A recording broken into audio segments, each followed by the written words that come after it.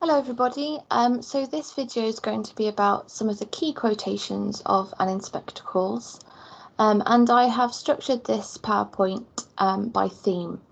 So I'm going to be talking about some of the key themes of the play. So I think there are 5 key themes that you definitely need to revise ahead of your exam. So the first one is responsibility, social responsibility, how we need to take on more responsibility for each other. Then we've got social class, then we've got gender, or more specifically, discrimination against women. Then we have ideas around age and the generational gap, and then just very quickly at the end, we'll be looking at the supernatural. Now, the reason that I'm going to be talking about key quotations in particular is because, remember, this is the exam where you will not be given an extract, okay? It is not like Macbeth or Christmas Carol. You will not be given an extract. You just get given a choice of 2 questions. So I think that's AQA's way of kind of mitigating the fact they're not giving you an extract. They do give you a choice of 2 questions, so you can choose which one you'd rather do. Do not answer both, just choose one. So let's start off with social responsibility. And I'm just going to start with what I think is probably one of the top 5 crucial quotes of the whole play. Inspector Ghoul, in Act 3, he says, "We don't live alone. We are members of one body. We are responsible for each other." So this kind of metaphorical language here, "we are members of one body," is really important. And the anaphora here of we, very much shows the inclusivity that he believes we have in society, but also that we need to show more of in society. And this, of course, is straight from Priestley's mouth himself. This is what Priestley believed. And Priestley shows us in this play characters who are ready to take on responsibility and characters who aren't. So let's start off with some of the key quotes of the characters who aren't willing to take on responsibility. So Mrs. Burling, key quote here, "I accept no blame for it at all." I think that pretty much tells you everything you need to know there about Sybil.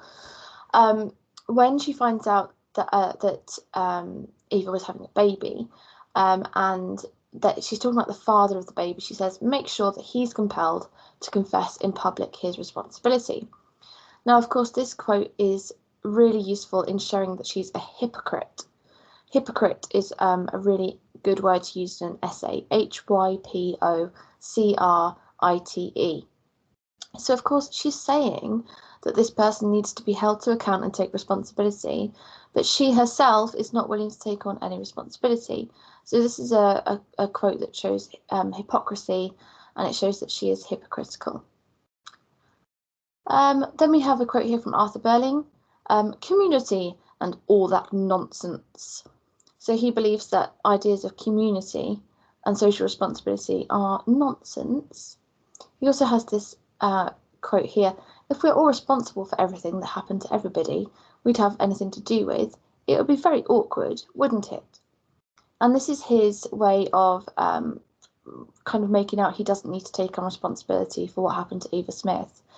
And, you know, you could argue, well, we're not saying you have to take on responsibility for everybody. The inspector's saying that you're supposed to take on responsibility for a girl that you sacked quite unjustly. So Arthur really isn't getting this message at all. This is one of his kind of key quotes here, showing about his views on social responsibility as well. A man has to make his own way, has to look after himself and his family too.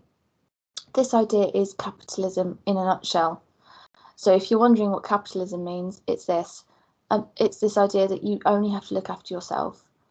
You know, if you have a business, it's about your profits, your money. It's not about sharing that or, you know, giving anything back to the workers. It's about making money for yourself. Arthur says when he thinks it wasn't a real inspector, he says, "This makes a difference, you know. In fact, it makes all the difference." And linked to this is the quote from Gerald saying, "Everything's all right now, Sheila." So these quotes are from Act 3. And this just shows that just because that inspector wasn't real, or they don't think he was real, they now don't think that they have anything to take responsibility for. And Sheila replies to them, these things still happened. You can't say now that you don't need to take on responsibility just because he wasn't real. The things still happen, so of course you need to take on responsibility for them. So we have a few characters that are very much redeemed and that are now going to live their lives very differently. Now, Ghoul starts off redeemed, so he doesn't have a journey to go on here because he starts off having these socialist views.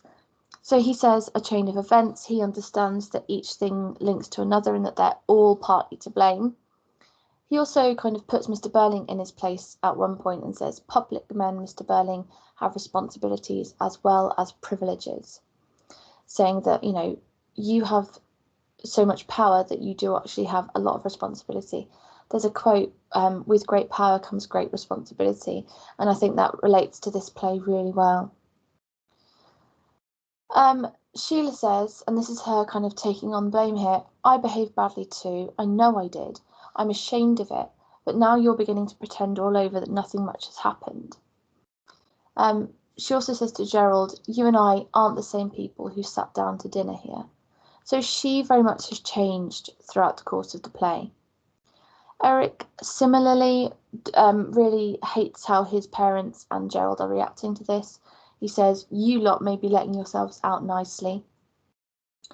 It's what happened to the girl and what we all did to her that matters. And I still feel the same about it. And that's why I don't feel like sitting down and having a nice, cosy talk. And of course, Eric is very upset with his mother. Quite rightly so, because she turned away his ex-girlfriend, if you like, who was pregnant with his child. And because that was the most recent thing to happen to Eva, I think it was 2 weeks ago that Mrs. Burling turned her away, you could argue that that was what tipped her over the edge and that made her not only kill herself, but also kill the child. And so Eric is devastated by that revelation. Now, Priestley wants to spread all these messages, of course, because he himself held very socialist views. Watch my context video for more information on that. He himself was a very outspoken socialist, and he uses the inspector as a mouthpiece for his own views. This word eponymous is when a text is named after a character, so the inspector is the eponymous character of this play. And again, you could argue the fact that Priestley called the play An Inspector Calls and featured the inspector's name shows you just how much importance he gives to that character. Burling is very concerned with his public reputation, and he's obsessed with the idea of getting a knighthood. And he worries that there's going to be a public scandal, particularly about Eric's behaviour. Priestley wanted to make the point that this is one fictionalised example of a working class girl being abused, but that there are millions of Eva Smiths and John Smiths still left, and that their chances of happiness are intertwined with our lives. Just on a side note here, see how I've embedded these quotes into my sentence? So I've actually worked the quote in to the syntax of my sentence so that it flows nicely. You can do that. That looks fantastic in an essay. So try and do something like that in your essays. Remember as well, if you're just using short quotes, if it's kind of 2 or 3 words, then you can just use inverted commas, so single quotation marks, which also can just improve the kind of fluidity and cohesion of your essay. Some final quotes on class then. Burling says, if you don't come down sharply on some of these people, they'd soon be asking for the earth. The inspector says it's better to ask for the earth than to take it, which I think is a fantastic retort. Lots of metaphorical language being used here. Sheila says, but these girls aren't cheap labour, they're people. Really nice use of a dash here to create emphasis.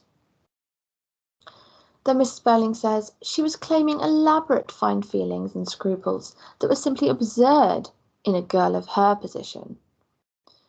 So we know that Mrs. Burling is a snob. We know that she looks down her nose at working class people, and particularly this girl.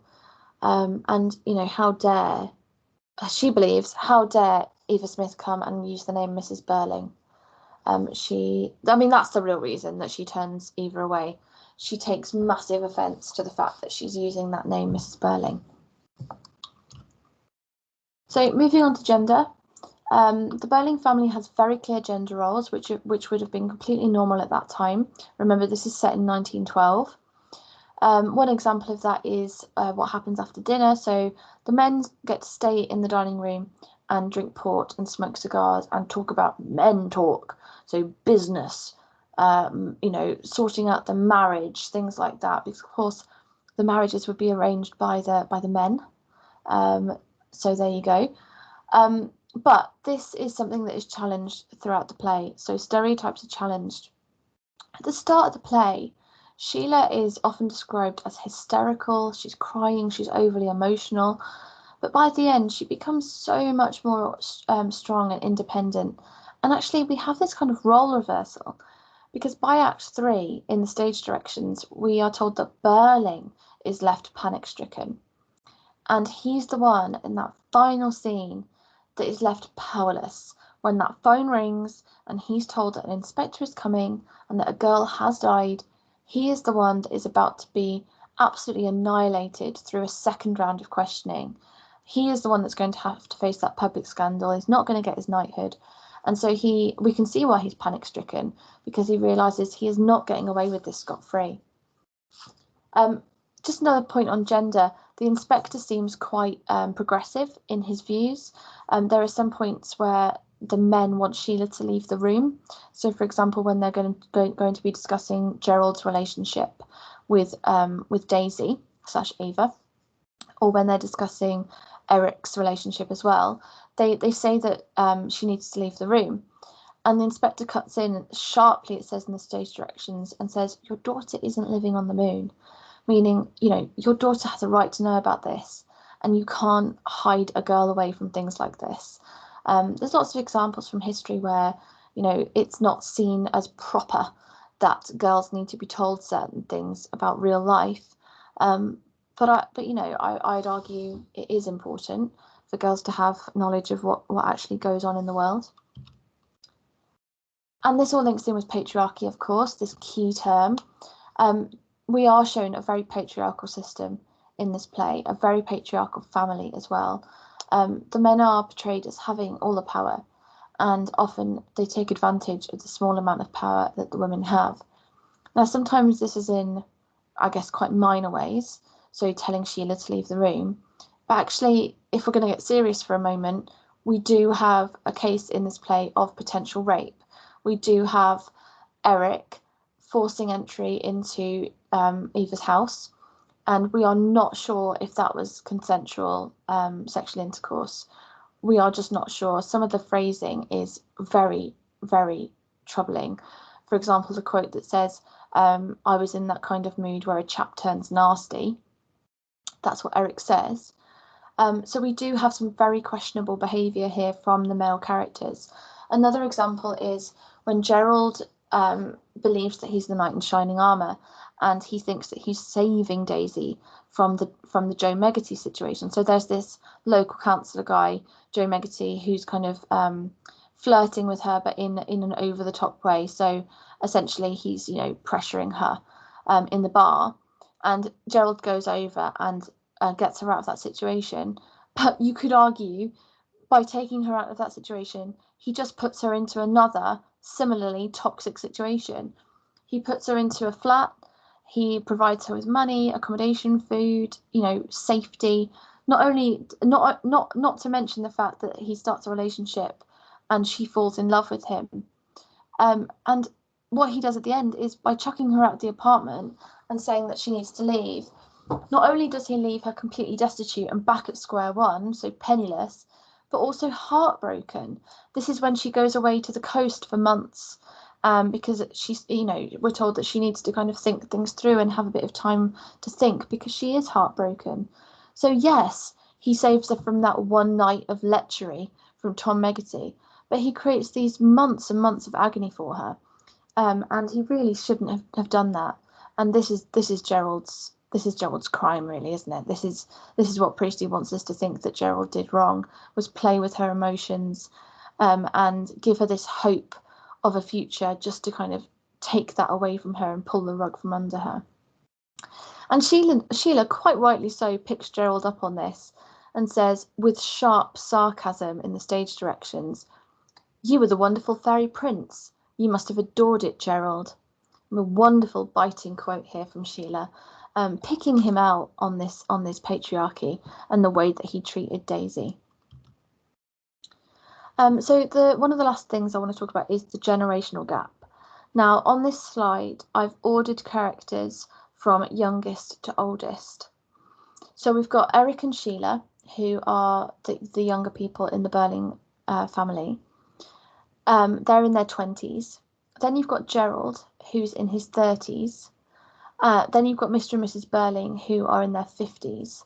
And it says that Mr. Gould, or Inspector Gould, sorry, is a similar age to the Burlings. Now, Eva Smith is a young girl. She's somewhere between Sheila and Gerald, so probably late 20s, I'd say, for Eva Smith. But what's really interesting here is that Priestley seems to want to tell us that the younger someone is, the more likely they are to be able to change and to take on responsibility, to take on these key messages that are being spread by the inspector. Because it's these three characters here who don't seem able to change, don't seem able to kind of look at their own actions objectively and take on responsibility. So Mr. Burling, Mrs. Burling, and Gerald are the ones, as I said earlier on, who try to avoid responsibility. They are set stubbornly in their ways, and even at the end, like I said in Act 3, they talk themselves into believing it was a hoax until they have the final phone call. This is just a fun little graphic that I often use with my classes. You can think of it as like a sandwich. So you've got the older generations on top, the middle generation of Gerald, and then the younger generation of Sheila and Eric. If you want to pause on this slide, there's quite a lot of text here. So if you want to pause the video and just make some notes, then that's absolutely fine. So the final theme then is the supernatural. I'm just going to talk about this briefly because, not everyone agrees here. Not everyone likes to explore this. But there are some things that I think Priestley's done on purpose. So let's just talk about them. So the first thing is the fact that the name is a homophone. So his name is Inspector Goole. The spelling is Goole, but that is a homophone for the word ghoul, which is Ghoul. And a ghoul is a ghost that often means harm. So a maleficent ghost, a ghost that comes back to do something cruel, or to mess up someone's peaceful life. And I think if we go down that rabbit hole and we start to think about that, J.B. Priestley could have chosen any name he wanted. He could have chosen any name for the inspector, and he chooses this. So is he trying to say that he is a supernatural character and that he is just coming to this household to kind of mess them around? I think there's more to it than that. I don't think he's just there to do that. Because of what we know about Priestley and his own views, it's very much not the case that he thinks that the inspector causes harm. In fact, it's quite the opposite. This inspector is there to do good, to do massive amounts of good. So the other kind of supernatural bits are when they call the police station, when Gerald calls the police station, there is no inspector of that name. And so the audience are there very much reacting like, who was that guy that's just been, that knew all of that? So there's lots to think about there in terms of who could that man be. Lots of different theories. One of the theories is that he's God. So there's a character in the Bible called St. Peter, who is supposed to stand at the gates of heaven and decide who can be let in and who can't. And some people like to think of Inspector Goole as a bit of a Peter character. He seems to be the one that decides who's to blame and who's good and who's bad. There's lots of characters like this from lots of different religions and also mythology as well. Lots of characters in mythology who kind of stand at the precipice of the afterlife and decide if you are able to pass on or not. And in religion, there's, you know, depending on what religion you follow, there'll be a similar character there as well. The people who get to decide if you'll have a pleasant afterlife or a very unpleasant one. So some people think he's God, some people think he's a ghost, some people think he's a shared shared part of their imagination. I think it's completely open to interpretation. The important thing is that if you do explore this in an essay, you do need to have evidence to back up what you're claiming, and you do need to be able to explain it very clearly, and explain why you believe that. So if you're saying he's a ghost, you need to talk about everything I just talked about. So why does Priestley use him as a ghost character? If you're saying it's God, then again, you need to explain why and how. So some people like to say he's God as well because he has such omniscience. He seems to know everything. And as you know from RE, God is an omniscient person who seems to have that vision, that kind of overall vision of what's going on in society. So lots to think about, lots of key themes, lots of key quotes. Some further study links here for you. So there's a link here to every single theme video that I think Mr. Bruff's done. There's all the ones I could find anyway. So age, class, guilt, gender, power, and social responsibility. The power one's very nice. That looks at kind of overall what gives people more power than others in this. So be that gender, be that age, be that social class. That's a very good video, actually. You've got a top level analysis video here. So if you're someone that's striving to get the kind of top grades, this would be one for you. And then this is a very long video, but it is a good one again. I think it's about an hour, actually. And that covers all the themes of the play. So lots of things for you to go away and think about. Lots of further study links for you to explore if you would like to. I hope you enjoyed it. I hope you found it useful, and good luck in your tests.